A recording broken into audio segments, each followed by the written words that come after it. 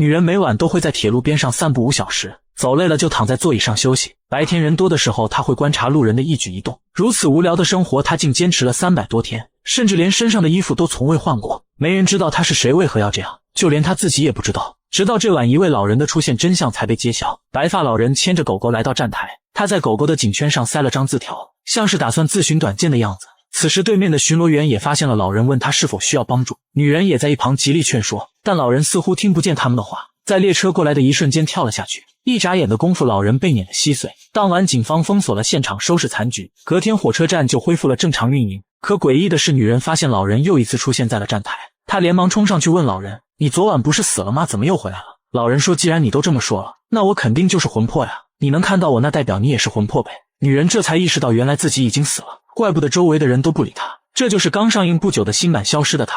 7号站台。故事前半部分剧情紧凑，悬疑感十足，后半部则是人人都爱看的复仇爽剧。回到故事中，女人不像老人这样还记得生前的事，她连自己是谁怎么死的都没有半点印象。老人推测她可能是生前受到重大打击，过度恐惧导致失忆。另外还有一个奇怪的地方，车站周围似乎有结界，列车和出口都有屏障挡住，不让他们离开。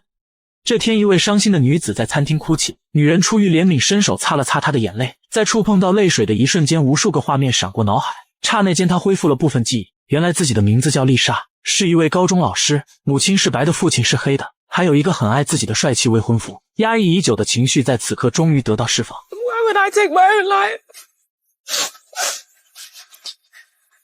I was loved.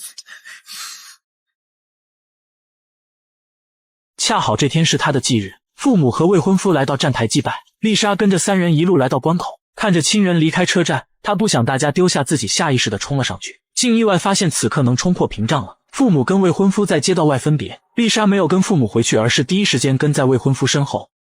未婚夫还是跟以前一样帅气，但脸上多了几分忧郁，似乎还没从失去伴侣的悲痛中走出来。家里的摆设也跟以前不同了，处处透露着一种单身汉的气息。感慨之余，丽莎的目光落在了桌上的报纸，上面刊登了老人跳轨的新闻，当中还提及了1年前丽莎的案子。上面几个大字清楚地写着，女子存在精神问题，跳轨自尽。她一脸的不可置信，自己怎么会有精神问题？丽莎坚信事实一定不是报纸说的那样，她认为自己是被陷害的。然而目前她只恢复了部分记忆，要想知道谁是凶手，还得想办法恢复遇害前的记忆。直至她回到父母家，一张照片触发了些许可疑的记忆。照片上的男人叫阿德，是未婚夫以前的室友兼同学。丽莎清楚地记得，自她跟未婚夫拍拖起，阿德就经常用很诡异的眼神盯着自己。事发前2个月还时常跑到家楼下，也不知道到底想干啥。为此，丽莎来到阿德家一探究竟，恰好碰到对案件有怀疑的警员巴克前来调查。阿德看到警察像见鬼似的，立马说不方便，慌忙关门赶走了巴克。显然阿德是心虚的，或许他是凶手，亦或许他藏了什么秘密。既然巴克在调查自己的案子，那跟着他也许会有收获。巴克翻看了当晚车站附近的监控，监控里丽莎像是遇到什么可怕的东西，一路狂奔，还时不时回头看一下。放大画面一看，原来右边有一个穿连衣帽的男人在追赶，但画面过于黑暗，根本看不清男人的脸。更奇怪的是，这么明显的线索，之前调查的警员居然没有发现，反倒被一个刚上岗的小警员发现了。想必这当中一定有猫腻。不仅如此，巴克还研究了丽莎家附近的路线图，在公寓到车站有一条直通的道路，但偏偏丽莎当晚往另一条弯曲的小道跑去车站。如果她是自杀的话，为何不走直通的路，反倒要走弯路呢？丽莎回到监控外没有拍到的路段，按照报纸说辞，她是爬上这排栏杆后跳轨的。在她触碰栏杆的一瞬间，记忆画面一闪而过，当时翻过栏杆后，有一双手抓住了她的脚，这双手的主人极有可能就是凶手了。在查到监控线索后，巴克又一次赶往阿德家。Now bedtime.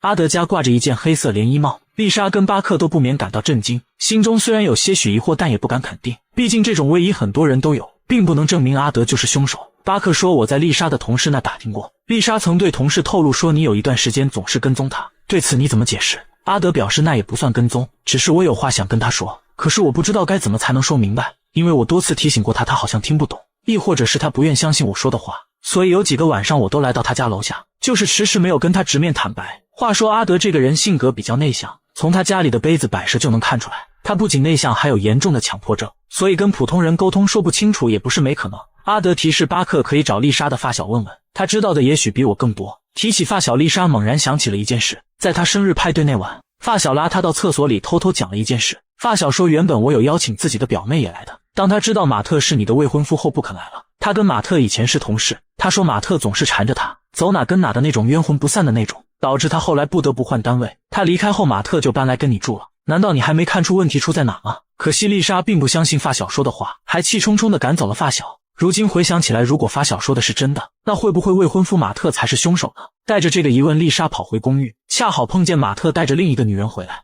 女人问照片上这个女的是谁，马特一脸遗憾地说那是我前任，不过他已经死了。马特表示同居后没多久丽莎就变了，总是发信息问他在哪，恨不得每分每秒都监视他，最后逼得他不得不提分手。但他怎么也没想到丽莎会选择用自杀这种方式来惩罚他。这番描述成功勾起了女人的怜悯心，她忙送上拥抱以示安慰。而丽莎在听到这段描述后更是晴天霹雳，她心目中的白马王子原来是个撒谎大王，自己明明不是那种粘人的女友，怎么在他嘴里描述的像个变态一样。她蹲坐在厕所哭了起来，而就在她擦眼泪的一瞬间，当晚被追杀的画面一闪而过，后面那个追赶的黑衣人面孔变得逐渐清晰，是马特。当晚追赶她的正是未婚夫马特。影片至此，丽莎终于恢复了所有记忆，她这才意识到自己一直处于马特 PUA 的漩涡当中，两人相处的每一幕都让人细思恐极，毛骨悚然。接下来是相恋到遇害的全过程，姐妹们可以当反面教材看看。丽莎因一次脚伤与马特相识，凭着帅气又绅士的形象，马特很快把她追到手，没多久两人便住到了一起。而在同居的第二天，马特就拿出一份房屋按揭让她签，可房子是丽莎父亲给的首付，他自然想让马特负担还款部分，当即拒绝了马特。马特当时的嘴脸就有些不耐烦了，但为了钓大鱼他还是忍了。而接下来便是他变本加厉的一次次加大丽莎的内耗。这天丽莎被领导提拔参选副校长，她第一时间跟马特分享这个好消息，马特却一脸不屑地说自己几斤几两心里没数吗？就凭你这种能力能当副校长，也不看看自己适不适合。接着他拉高自己的姿态，说自己经历的比丽莎多，这不是在贬低，而是希望她别不自量力，到时候应付不过来还要把情绪带回家里。丽莎听了他的提议，拒绝了领导的提拔。马特得知这个消息后又反问他为什么拒绝，丽莎说不都是你说的吗？怕我应付不过来影响感情。马特立马炸起来说我可没这么说，那是你的事，我只是提意见，你可别怪在我身上。丽莎虽然很无语，但也信了他的鬼话。此刻的她已经开始内耗，并且无形中拉低了自己的姿态，被马特牵着鼻子走，以至于发小告知他马特是个控制狂，他也没有怀疑，反倒第一时间把这件事告诉了马特。马特解释，我确实跟你发小表妹谈过一段时间，但事实不是他说的那样的，是他天天缠着我不放，深情款款的样子让丽莎根本无法抗拒。她又一次相信了马特。见时机成熟，马特开始了最后一步，扮忧郁精神控制对方。这晚他独自待在客厅里哭泣，丽莎发现他不在枕边，便走出大厅。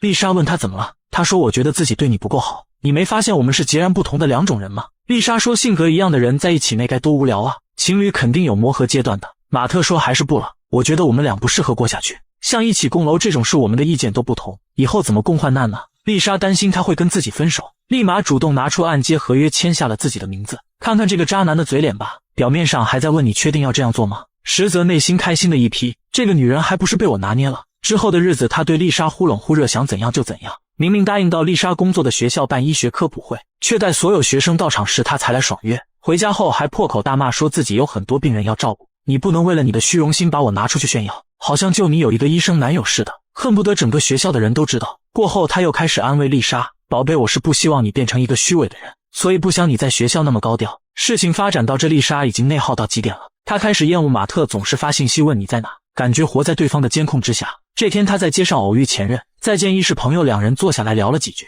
恰好此时马特又发信息问她在哪，不耐烦的丽莎直接回了句在家。到家后马特开始质问她， When I texted you earlier, you were in a bar, weren't you? How did you even... That's not the point. The point is why you lied. 丽莎被对得哑口无言，只好坦白，两人因此大吵了起来。可她万万没想到这个男人会动手。It's you!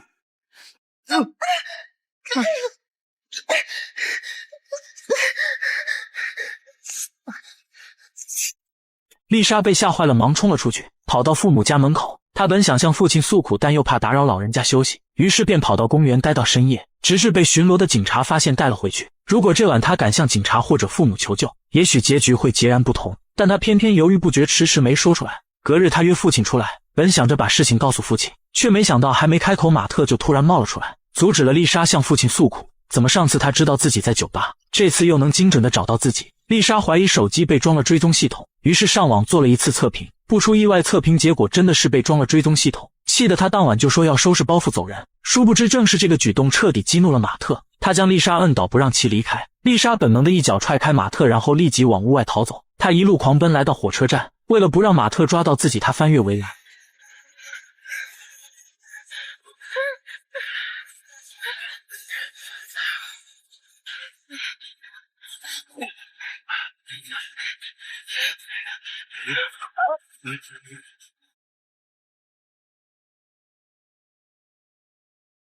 他终于想起了所有事情，愤怒的他本能的挥拳发泄。没想到怒气值最高时还能开启新技能触碰食物，他不太确认，又试了一下开门。呵呵，这下看老娘不整死你！接下来是全片最爽的复仇剧情。趁着马特上班，他特地在家烧好一大桌菜，还贴心的配上蜡烛。马特回到家，整个人都看傻了，这么一大桌烛光晚餐谁烧的？台灯还在一开一关。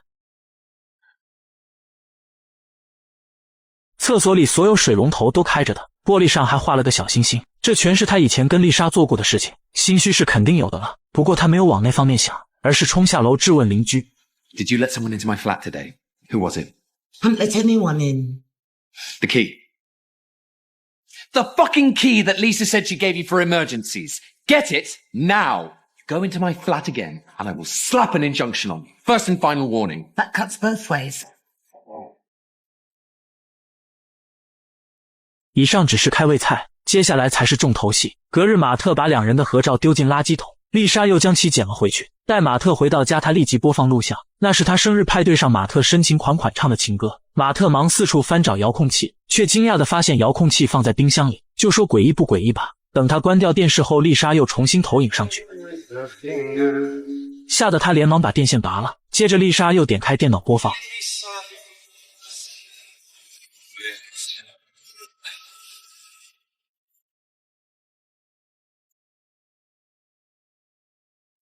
疑惑之余，转眼又看到早上丢的合照被摆回了桌子上，这可把他给吓够呛的。还不够呢，对付这种要面子的男人，最好的办法就是让他在所有人面前丢脸。上班的时候，丽莎用马特的手机统一发了条信息给所有同事，一张她十分妖娆的照片，附文：你喜欢这样的我吗？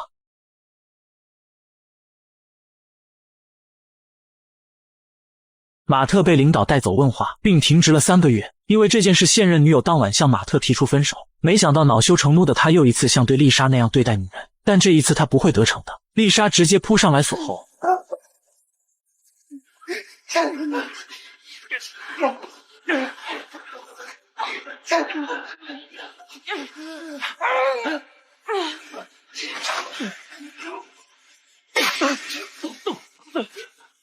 马特被吓得跑出大楼。神奇的是，他现在能听到丽莎的声音了，吓得他在院子里原地挣扎，而在外人眼里，他就是个原地打转的疯子。丽莎像当晚那样，一路将他赶到铁轨附近。天道好轮回，苍天饶过谁，他也翻越了围栏。剧情跟丽莎当晚经历的一模一样，但唯独不同的是，丽莎最后还是救了他一命。就这样死掉实在太便宜他了。故事的最后，警员巴克查明了真相，马特因精神错乱被关进疯人院，护工会每天给他配备药物，不过吃了也没用，他还是会每天听到丽莎的声音，在折磨中度过下半生。